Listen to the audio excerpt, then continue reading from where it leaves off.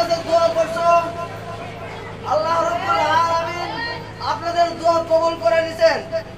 শুধু আমার আশা একটাই, আপনারা শুধু আমার এতে নয়, এই কোরআনের খেদমত শুধু বাংলাদেশে নয়, আমার মনের আশা, বড় হুজুরের আশা, মাদ্রাসার আশা, প্রত্যেকটা গার্জিয়ানদের আশা যে প্রত্যেকটা ছাত্র যেন পুরো পৃথিবীতে এই আমানিয়ার ঘেরানটা যেন ছড়িয়ে যায়।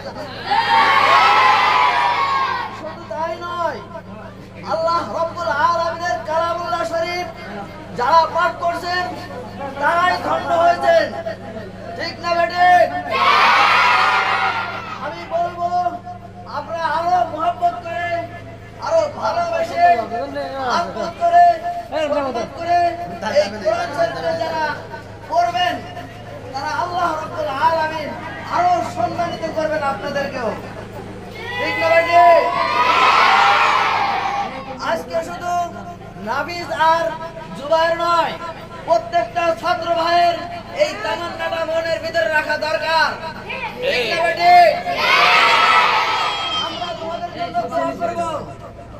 শুধু নাফিস আর জুবায়ের নয়, সকল ছাত্রকে যেন এই জামানার যুগসৃষ্ট হাফেজ আলেম হিসেবে কবুল করে নেয়।